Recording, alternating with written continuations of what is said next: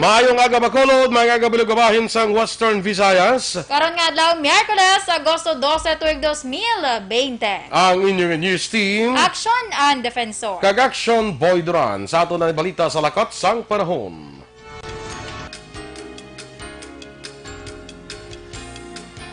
Nag-aapekto sa gihapon ang Intertropical Convergence Zone sa kabugusan sang Visayas kag Mindanao. Ang Visayas kag Occidental Mindoro maka-eksperyensya sang magalumon nga kalangitan nga may pulupanalagsa nga pagtupa sang ulan kag pagpanaguo bangod sa ITCZ. Ang Palawan maka-eksperyensya sang magalumon nga kalangitan nga may mga lulaptaman nga pag-ulan bangod sang localized thunderstorms. Kasarangan nga hangin nalin sidlangan para mangatna na sidlangan ang maeksperiensyahan sa Palawan kag Occidental Mindoro. Samtang ang temperatura sa Bacolod kag Negros Occidental nabatyagan sa 25 degrees Celsius tubtob sa 31 degrees Celsius. Ang adlaw nabutlak na 5:42 kay na sa aga kag mga tunod las 6:20 naman karon sa gabi. Ang mga balita lokal sa magbalik sang Aksyon Balita Morning Edition.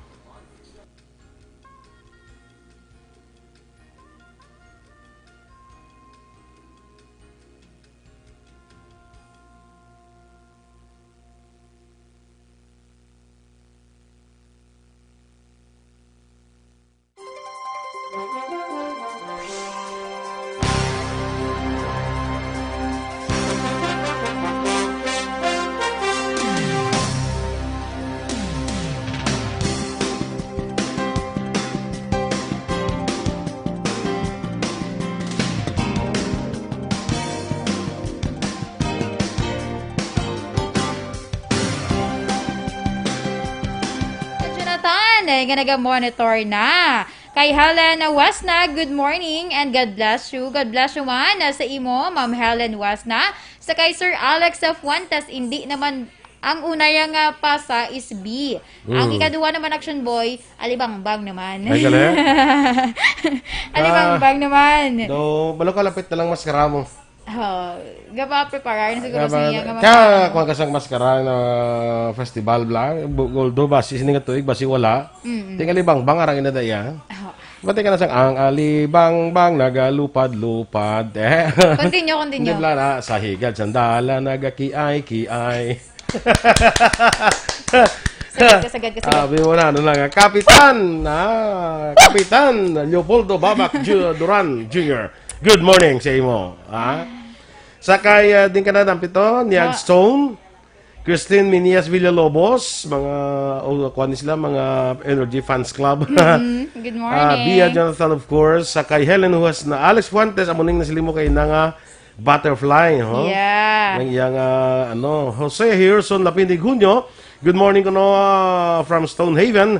Greet ko lang happy 72nd birthday si Tatay Anesito Famoso Bahil sang Barangay Tangub. Happy birthday sa kay Tatay Anesito Famoso Bahil. Sa liwat kay Sir Edwin Miranda Sr., good morning. Bali ni Dennis, ni President Dennis, bali karon lang ang ang song of the day. Karon lang. Koy naman siguro kada kuan gabi, koy naman sa katay. Nagpulaw naman siguro. Hindi daw nagpulaw naman sa. Sige. Sakay diyan ka, di ako dadampi man. Dito sa kay Jesselyn Andrada Tiangson, nalambutan mo na sa may Mansilingan. Greet niya lang pa. si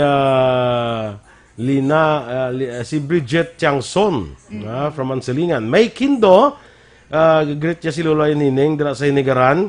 Nga pamati ini sa kuno kada adlaw gid, Si Tita Jocelyn na Salanga Action Boy, naga-monitor subo nga aga. Happy birthday lang daw sa kay Kairu sa Flucky. Good morning and happy birthday. Sige. Eden Kasuyon, from Pinaginpinan, Cabancalan City. Gina-great man sang 94th birthday. Wow. Grabe ba? Sa ila lulo, tuming magsiko dira sa may barangay Tabugon. Grabe, 94. Mga edad nga muna ya. Perti na. Olive Pilaro Sosa, good morning man. Jera Balidio, watching from Himamaylan. Kag Gladys, of course, Gladys Hirona, Rosalie Minaves. Carmen Estrella Bravo, kag Jose Herson Lapinig Junio. Sa kay Julius Caballero, good morning man. Yeah, good morning. Sa kay Martina Gonzalez, good morning man. Oh, nagkuha naman nag-stop naman ang akong video. Gasaligbat gid bala si President Dennis sa bayaway. Waay temprano pa ni tulog pero meya. That's why nga aga pa kuya gising. Pihua. Ngitain na bla din si Kwan si Ann bala may blang kanta bla. Na makaya-kaya ko lang bla. Michelle Bailon Agawin, shout out lang sa Agawin family sa siyudad sang Bacolod. Good morning. Ikaw na kayo ang problema kung nga ang itong nagalag ta pirmi. Sige lang. Ako yan, hindi na ano ko lang, di na up down ko lang. Scroll up. Scroll down. Alan Visitasyon, Bang Lloroso, Anabel Lobrido Sewelo. Good morning man. Mga taga-siyudad. Mga classmate ko na gali sila. Classmate ko niya si Anabel ya. Oops, hindi ko makita. Sige lang. Anyway, standby mga ka-aksyon sa aton mga balita lokal diri sa Aksyon Balita Morning Edition. Standby!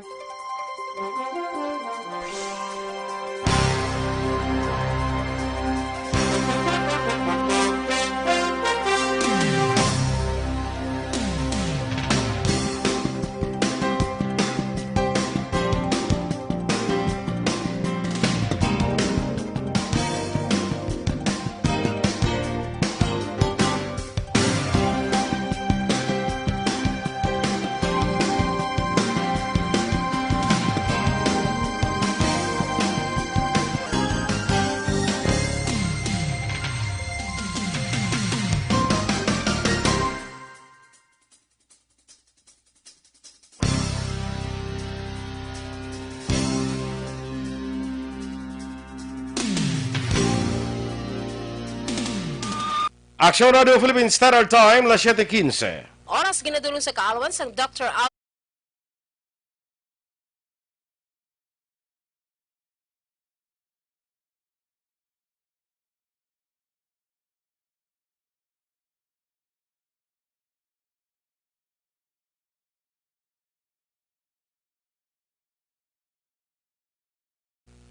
Aksyon Balita Morning Edition.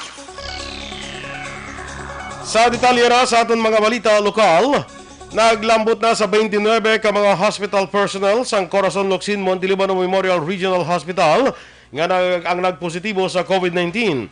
Sunod kay Bacolod Vice Mayor Elcid Familiaran, Chair sa Bacolod Interagency Task Force, ang mga nagpositibo ang ginalakipan sang 8 ka medical doctors, 4 ka nurses, kag 17 ka non-medical workers sa hospital. Duha pa sang Vice Alcalde nga puno sa karon ang isolation room sang ospital.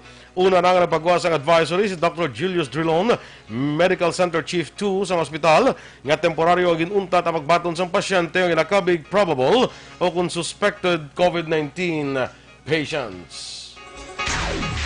Samtang desmayado si Bacolod City Vice Mayor kag Interagency Task Force kun IATF Chairman Elcida Familiaran nga may mga nagatrabaho sa Business Processing Outsourcing o kun BPO nga biktima sang diskriminasyon. So nga familiaran, nakabaton siya sa impormasyon nga may mga call center agent nga ginahambalan sa isa ka persona nga hindi magpauli sa lugar kay may mga positibo kag may napatay nga nagatrabaho sa BPO. Dugang sa Vice Alcalde nga natabo ini sa Guwa sa Bacolod apang ginausisa pa sini ang kompleto nga detalye. Angot sini nagpangabay si familiaran sa mga opisyal kag publiko nga hindi pagbalibaran o kun i-discriminate ang mga call center agents bagud may kaugalingon man sila nga health protocol nga ginapatuman sa ila kompanya. Ginhingyo sini sa mga call center agent nga magpa-blotter sa pulis kung gina-discriminate sila kaya buligan niya nga magpasaka sang kaso batok sa mga tao. Sa nabaluan, duha ka mga BPO company sa Bacolod nga may nagpositibo sa mga virus kaga napatsyan pa ang isa. Ang Corazon Locsin, nag-take na ang ilang as reported, 8 medical doctors, 4 nurses, and 17 non-medical workers.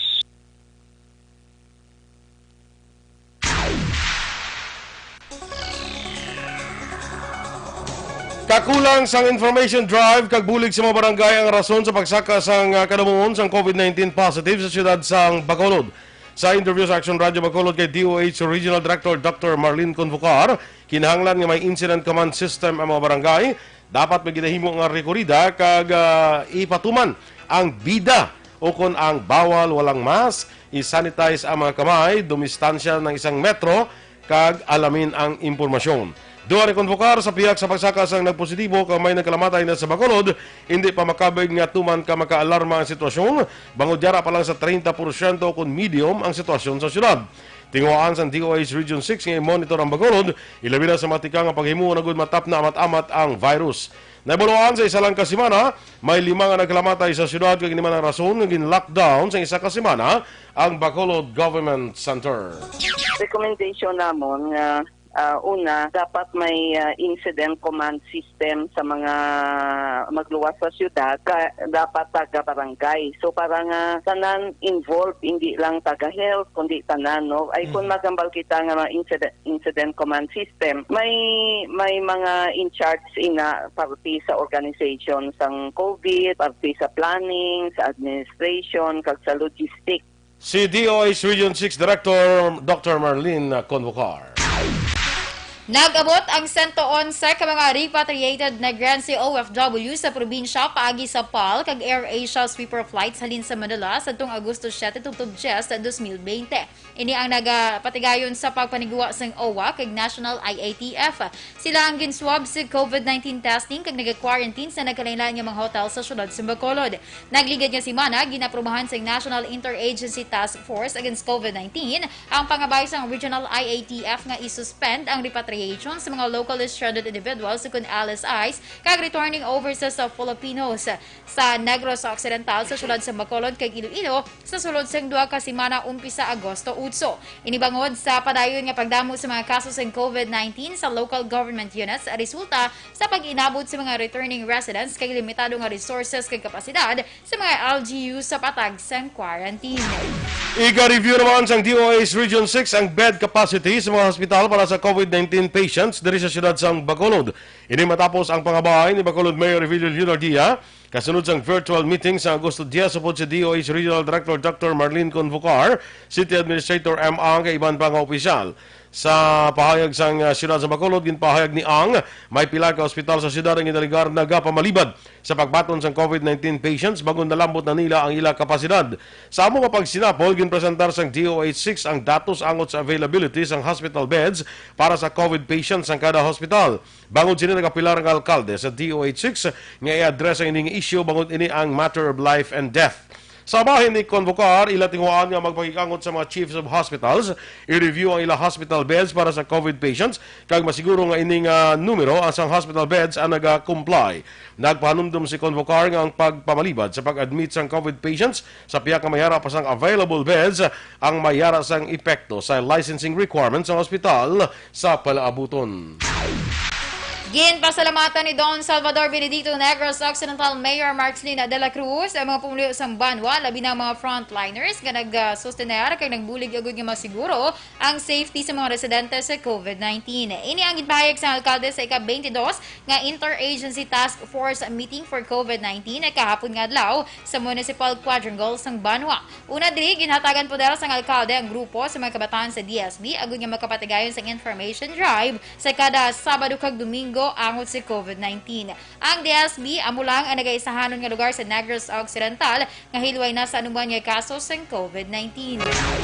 Sa katapusan nga bahid sa aton balita lokal, ginmando naman ni Bago City Mayor Nicolas Yulo ang skeletal force nga operasyon sa tanan nga matalatapan sa siyudad sa Bago karon nga adlaw Agosto 12. Sunod sa alkalde, kabahin ni sa tikang sang syudad agud mapahaganagan ang peligro sang community transmission sang COVID-19. Sa nagligad nga Hulyo 30, temporaryo man ay pasirada ng Bago City Hall compound kag mga opisina sini bangod sa ginampatigayon nga decontamination kag insuspend ang trabaho sa sulod sa isa ka adlaw. Inang kabahin man sa preventive measures sang lokal nga panguluhan sang syudad agud nga mapungga na paglapta pa sang virus dira sa City Hall. Aksyon Radio Philippines Standard Time, 7:23.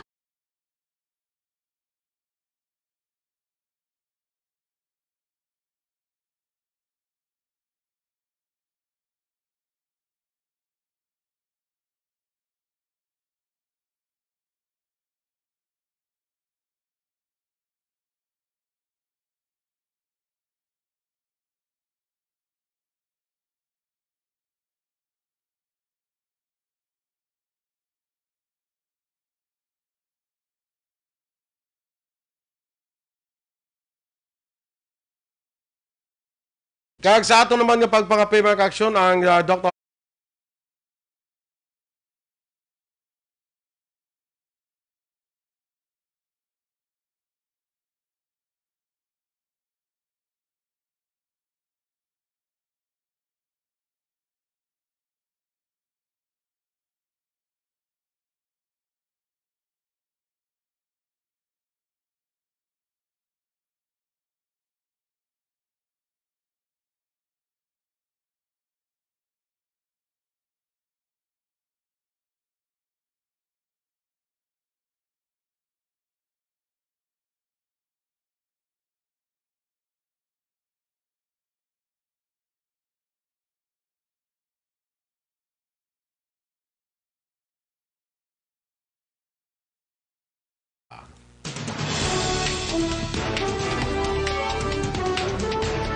Kaso sa COVID-19 sa Pilipinas, posible maglambot sa 7,000 kada adlaw. Samtang DFA Secretary Locsin ginabasol ang Ginoo sa pagtuhaw sining COVID-19. Ang detalye sa atong mga balita nasyonal sa pagbalik sa Aksyon Balita Morning Edition.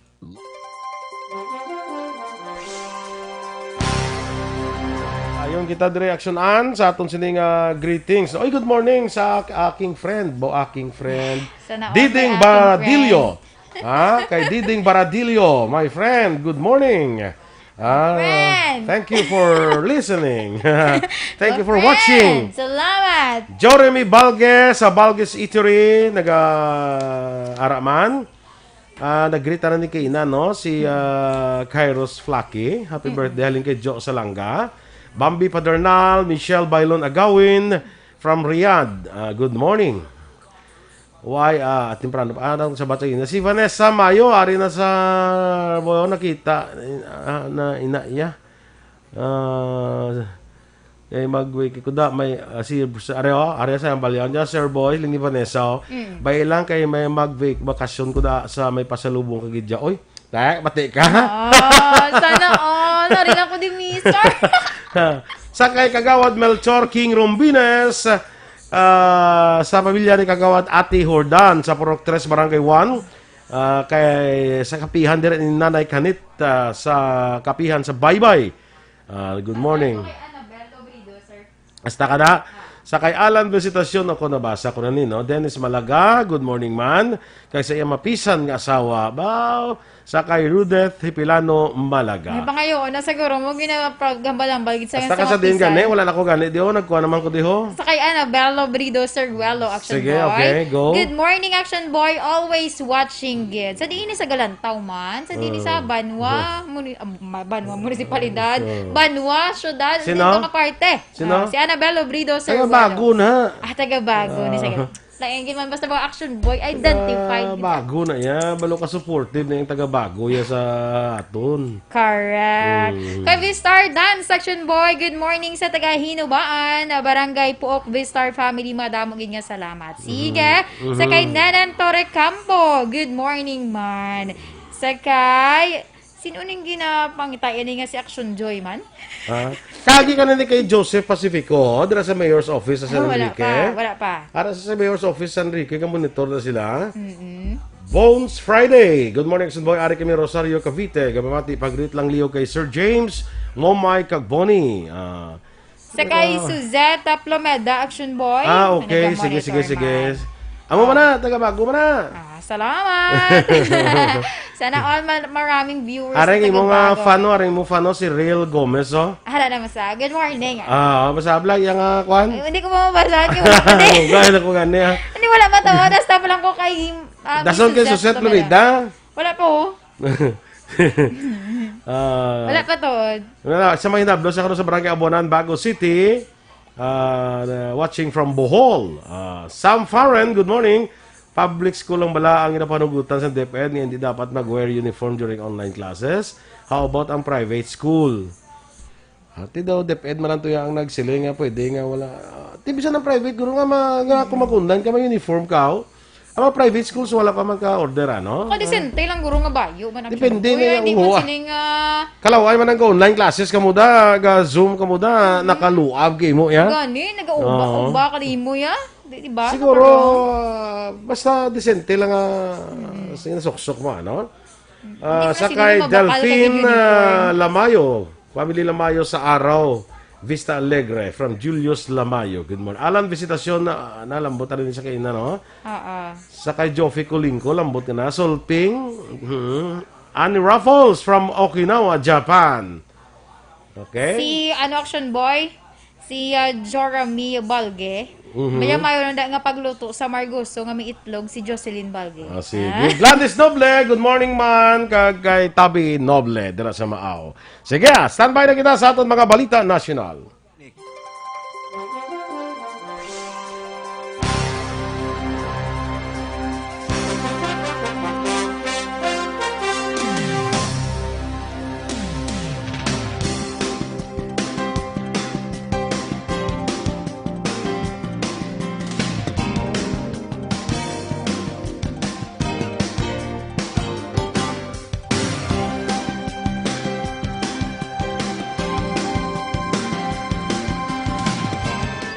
Aksyon Radio Philippine Standard Time, las 7:30. Detalye na sa mga balita nasyonal.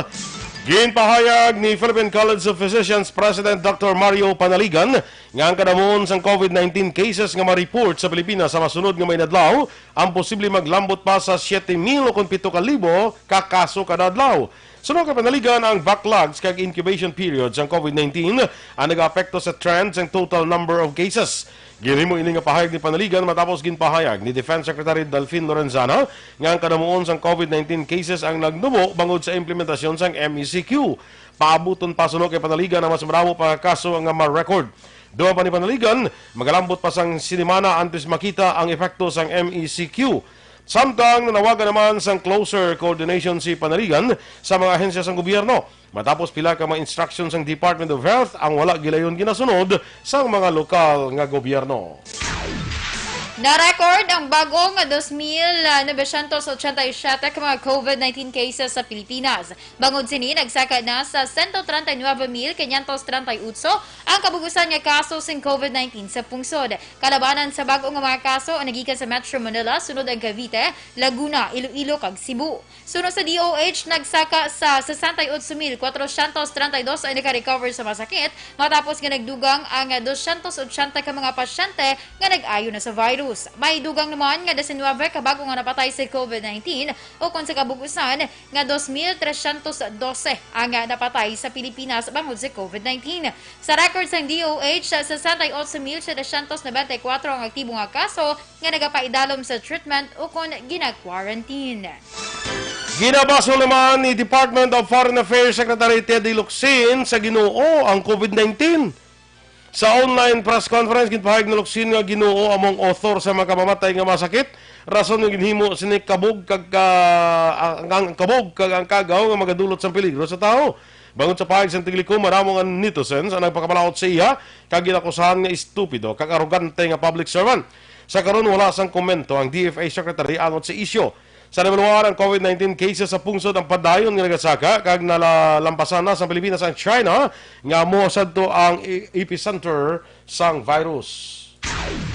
Ginpahayag ni Defense Secretary Delfin Lorenzana nga kinahanglan niya balansehon sa Pilipinas ang relasyon sini sa China kag Estados Unidos. Suno kay Lorenzana, hindi dapat ma-involve ang Pilipinas sa pagbayduhan ng isang akusasyon sa tungod sang duha ka pungsod angot sa isyu sa South China Sea. Palayag pa ni Lorenzana, insakto ang una nga nanging desisyon ng Presidente Rodrigo Duterte sa tung 3 pa lamang kabulan ng iya administrasyon nga untaton ang pagbatikan sa drill sa kaupod ng American Forces sa South China Sea. Dugang pa ni Lorenzana nga ang presensya sa US sa South China Sea ang wala nagapasiguro nga protektado ang interes ng Pilipinas, rason nga dapat balanse kag patas lamang ang relasyon sang duha ka pungsod. Ginanduso naman sang hepe sang Philippine Navy nga mag-file sang diplomatic protest batok sa China matapos ang duha ka Chinese vessels ang nakita nga naga-survey sa Recto Bank o sa Reed Bank sa din 80 milyas ang kalayon gikan sa Palawan. Ginpahayag ni Navy Vice Admiral Giovanni Carlo Bacordo, ang surveillance ship ang namonitor isa ka semana nakaligad sa din isa diri ang nagapabilin pa sa lugar. Sunod kay Bacordo, naobserbahan nila ang padayon nga presensya sa Chinese Navy ships, Coast Guard vessels, maritime militia boats, kag fishing vessels sa ila padayon nga magpatrolya sa exclusive economic zone sa West Philippine Sea nga mong nagapahatag sang kabalaka sa ila. Duha pa ni Bacordo, ang mga Chinese ships ang padayon nagapakita sa ila apang wala man nagapalapit. Duha pa ni Bacordo, mas madyutay nila mga Chinese vessels ang yara sa lugar matapos na deklarar ang US nga ang claims ng China sa West Philippine Sea ang illegal. Ginpahayag ni Intersecretary Eduardo Año nga 1,502 na sa 1,930 ka mga aplikasyon nga ginfile sa mga telecommunications companies ang naprubahan sa mga lokal nga gobyerno. Suno kay Anyo, 428 na lamang ka mga permit application ang pending. Suno pa kay Anyo, ginapanubuan naman sa 16 kadlaw ang proseso sa nga permits. Ngasang una, nagalabot ini sang anong kabulan antes aprubahan.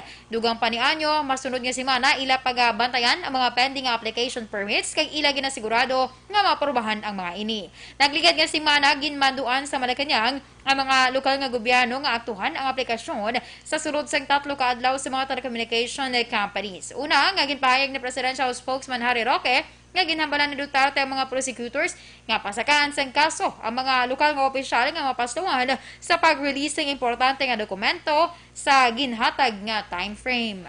Magapatigayo naman ang Korte Suprema sang oral arguments angot sa mga petisyon nga nagka-question sa legalidad sang Anti-Terrorism Act of 2020. Sunod kay Court Spokesman Brian Keith Hosaka, Korte Suprema ang magapatigan sang hearing sang oral arguments sa ikatatlo nga semana sang Setyembre. Hindi pa klaro sa karon kung ang oral arguments ang patigayonon physically o kung online. Nagdagat na sa 27 ang petisyon in file sa Supreme Court bato sa kontrobersyal nga layhi apang ang records ng Supreme Court ang yara pa lamang sa 25. Ang Korte Suprema ang nagmando na sa consolidation sang anom ka petisyon nga pinakaulihi nga gin-file. Ginpaisol sa bulan sang Setyembre ang 2020 Census of Population and Housing sang Philippine Statistics Authority. Naibaluan, Mayo 2020 pa ang original nga schedule apang ginpaisol bangod sa community quarantine nga ginapatuman. Sunod sa PSA, nagprepare na sila sa mga kondisyon nga nabase sa guidelines ng Department of Health kag Interagency Task Force on Emerging Infectious Diseases para sa patigayon nga field census sa masunod nga bulan.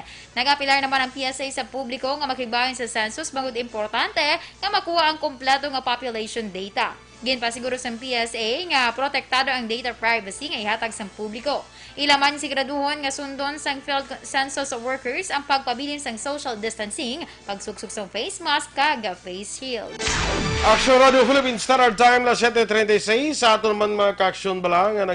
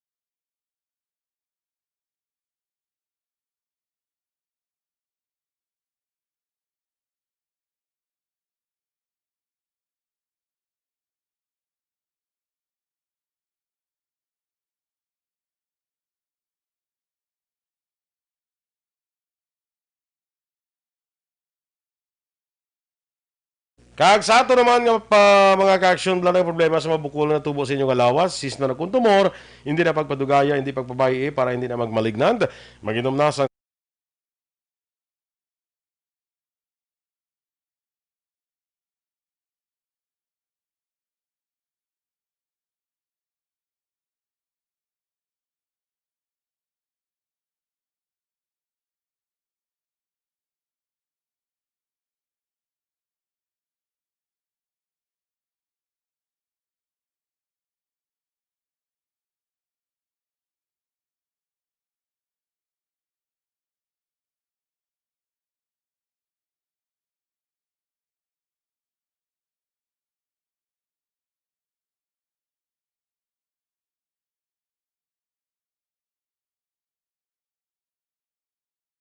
capsule. Ang duga naton nga mga balita sa pagbalik sa Aksyon Balita Morning Edition.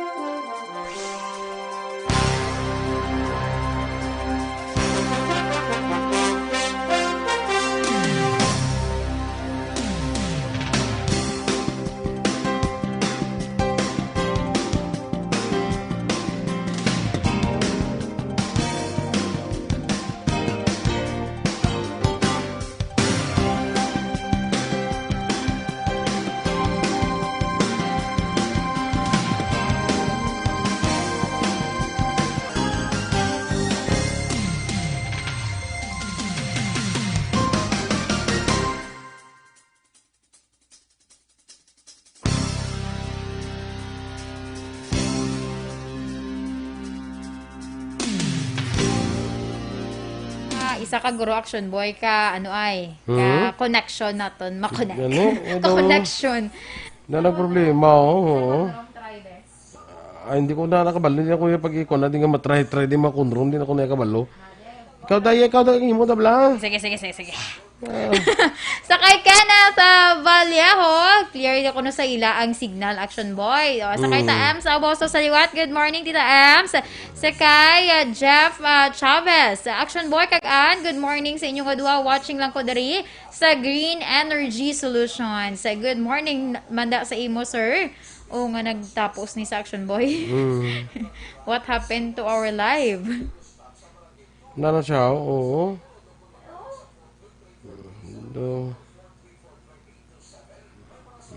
Bila na.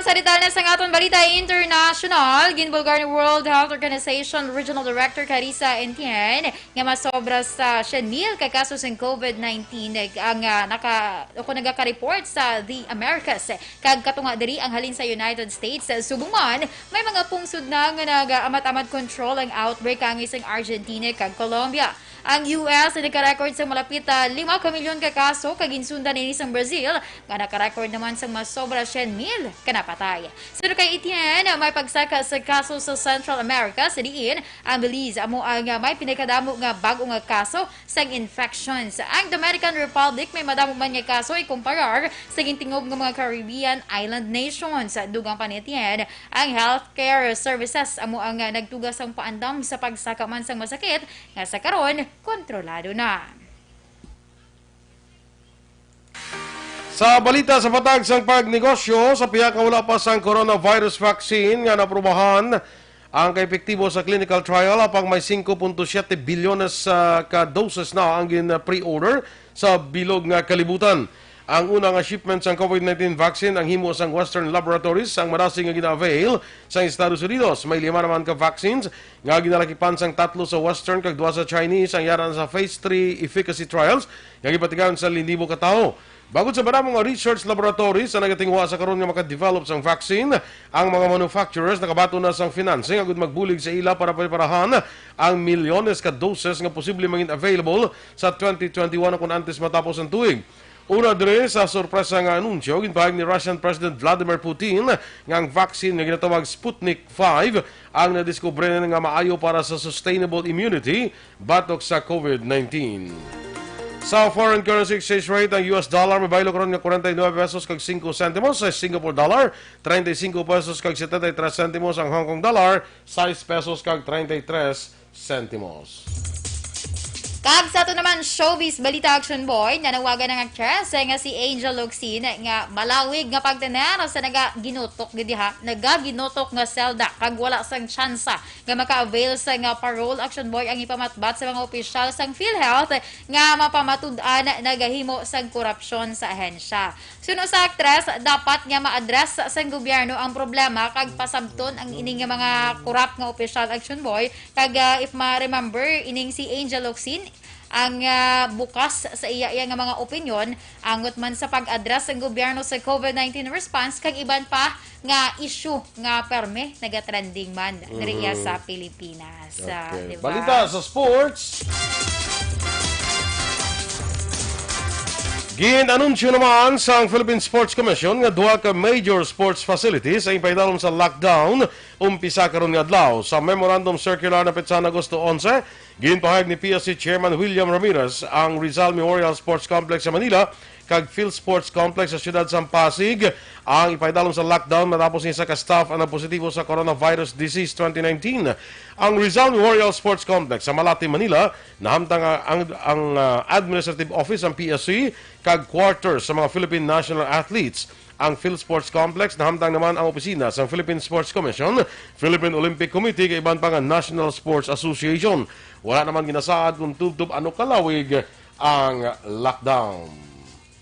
Aksyon Radio Philippine Standard Time, la 7:46. Sa siningabahan sa aton nga pagpalayag, anay aksyon na, dali lang gid. Aton amigo, Mr. Jonathan Granada, mangin kaupod naton karon nga aga, no? Kay damo kita mapuslanon nga may informasyon nga makuha, especially para sa aton nga ikaayong lawas. Paano likawan ining mga balatian, kag paano ma-prevent ining, especially in cancer, bala, nagtapik sa aton lawas. Mr. Jonathan Granada sang Life Extension Philippines. Sir John, good morning and welcome once again. Yes, Sir Boy, good morning. Good morning gid sa tanan nga tagpalamati sang aksyon Bacolod. Yes, Sir John, anong aton mga update, anong aton mga maayo sa aton nga mga tagpalamati? Yes, gusto lang naton liwat Sir Boy i-remind ang aton nga mga listeners regarding sa sining aton nga ginakampanya gid ning Life Extension Clinic ang paghatag naton sang free but kalidad nga medical consultation sa aton nga mga kauturan. Dira sa bilog nga Bacolod City kag Negros Island kag syempre ining kampanya naton on vitamin D3 supplementation subong saka gihapon Sir Boy no ang cases infected cases sang COVID-19 kag still wala gihapon sang vaccine or bakuna para diri permita mabatian ano ang aton pwede manghimo para malikawan naton ang risgo nga kitang ma-infect sini. So ang pagbangugas ng kamay or sang kamot, ang pag-wear sang mask, observe social distancing. Pero what what will happen, Sir Boy, or anong matabo kung kita ang infected na or may ara na kita nga virus.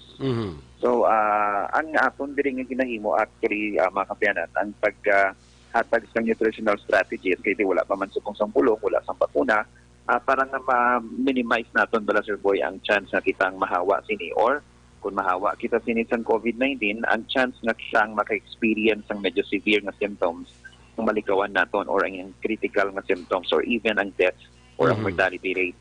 So ang aton diri nga pabalo ining pag-supplement naton, Sir Boy, ang vitamin D3, makabulig yun din siya.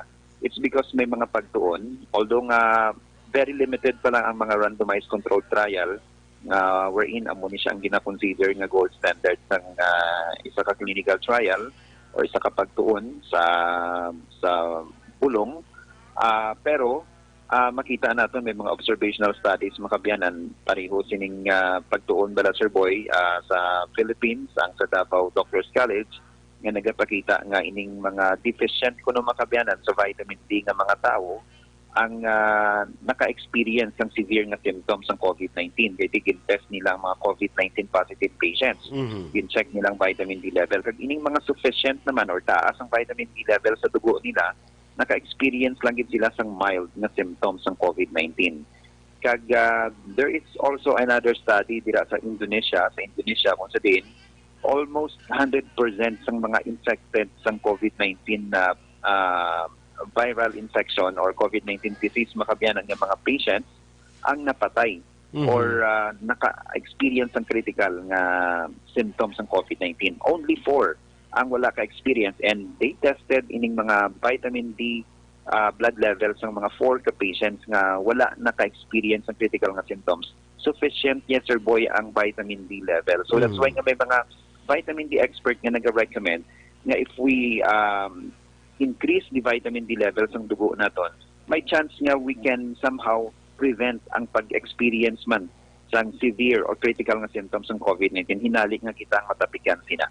So we're not claiming again diri makabiyanan nga bulong ini siya sa COVID-19, but makabulig to reduce the risk of getting the infection, or once na kitang ma-infect sini, ma-reduce naton ang chance na kitang maka-experience ng severe or critical nga symptoms sa COVID-19 or even death, Sir Boy. So that is what the studies have shown sa roles ng vitamin D3 supplementation, Sir Boy, and COVID-19. Muna kay ti importante gyapon kiti ang ining vitamin D3 ti kadamo naman sa aton nga kuan man ning life extension vitamin D3 bla Sir John. Kadamo sa nagistorya sa akon, kadamo sa nag-share sa ang ilang mga eksperyensya man parte sa life extension vitamin D3 nga sumudag to nagtumar sila daw wala sila nagabatsyag sa usual nga mga ginabatsyag na sa una sa balatian sa lawas. Blabot silingon, nagabakod ay ilang immune system against this kind of diseases nga santuan na ginaproblema nila. Yes, that's correct, Sir Boy. It's because nga ang vitamin D3 makabiyanan negotiator siya between sang aton nga immune system kag between sa iya kay may ara siya nga kakayahan or may ara siya nga kapasidad nga mag-communicate dito sa aton nga mga immune cells or sa tanan naton nga mga cells paagi sa iya nga receptor or sa VDR nga nagatapik dito sa tanan naton nga mga selula. That's why lain ini siya ang ginahimo niya ikumpara naton sa iban nga mga supplements kay considered siya as a vitamin hormone makabiyanan. So again, ang vitamin D3 kung mag-take kita sini gina-stabilize ng membranes ng aton nga epithelial cells, ng aton nga respiratory lining cells, para nga hindi dali-dali makasulod ang mga bacteria kag viruses kag makapenetrate dito sa atong nga selula. Number 2, gina-reduce niya ang pro-inflammatory cytokines nga gina-produce ang aton nga immune cells kung magsulod ang virus kag mga bacteria kag di nag-respond ang aton nga immune system dira. Kag number 3 makabiyanan ining pagpatubas sa aton nga lawas sang mga peptides or ining mga cathelicidins and defensins nga gina-consider naton as gina-consider na antiviral, antibacterial, and antifungal properties ng aton nga lawas. So, naga-produce na sila kung naga-increase ang vitamin D levels ng dugo naton. That's why, sa aton nga makauturan again, we are recommending ining supplementation sa life extension vitamin D3 sa aton nga makauturan, especially during this pandemic season sa COVID-19. Kag make sure naton makabiyanan nga dapat may LE nga marka ang soft gel para nga sure kita nga ina is original or authentic gid Sir Boy nga life extension vitamin D3. Okay. Sige, salamat gid Sir Jan. Tubtub sa masunod naman naton nga pag-istoryahanay. Thank you, Sir Boy, and good morning gid liwat sa aton nga mga listeners dira sa Bilog ng Negros Island kag Bacolod City. Sige, halong Sir Jan, no? Dira sa imo, dira sa Iloilo. Thank you. Mga ka-aksyon, Mr. Jonathan Granada sang Life Extension Philippines. Aksyon na lang kita sa aton nga balita espesyal. Yes, Action Boy. Do ka Tomorrow, do ka preparado kita si mo, do ka kuno. Sige lang. course. Sarah Escoban, good morning anay. Sakay ano na siya? The suspension of market in action now, boy. Bebe, tanaw ko. Latest ni siya nga balita. Ano na siya? Just in lang Action Boy, Rex, sa Mayor La Rex Carlota. Alandon, oo. Si Mayor Rex Alandon sa La Carlota nagpapanawag sa executive order nga suspend anay. Ang mga senior citizens kag individuals below 21 years old shall stay inside their residences. Yes. Ang tanan nga internet cafes kag billiard halls temporaryo magasira sa sulod sa 2 ka semana. Coffee shops, mga cafes mag-operate lang sang take-out orders. Magpangapi ka, take-out lang. Saturday market day is suspended for indefinite period. Wala kay ilan na tinda Sabado mo sa La Carlota. Sige, suspend anay ang tinda dira kun Sabado. Ang tanan nga vendors nga nagabaligya sila produkto kun outside of the sa Agora complex kada Sabado, hindi na pagpasugtan. Kundi may Agora market. Yes. Kung mag-Saturday gani may aran mga baligya sa gwa. Nag-extend. Why na? Hindi na pagpasugtan, no? Indefinite ang suspension sang Saturday market sa La Carlota. Malin na kay Mayor Rex Halandoon.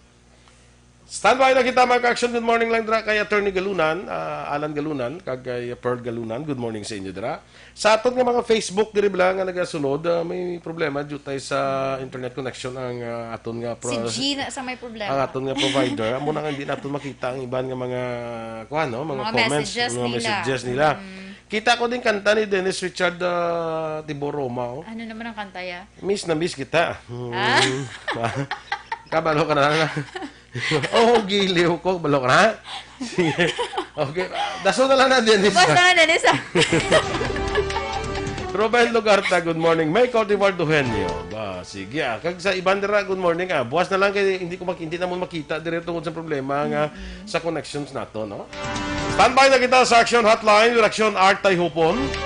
Ang inyo naman din news team. Action and Defensor. Kag-Aksyon Boy Duran. Una sa balita, una sa aksyon. Sa Bacolod Aksyon Radio.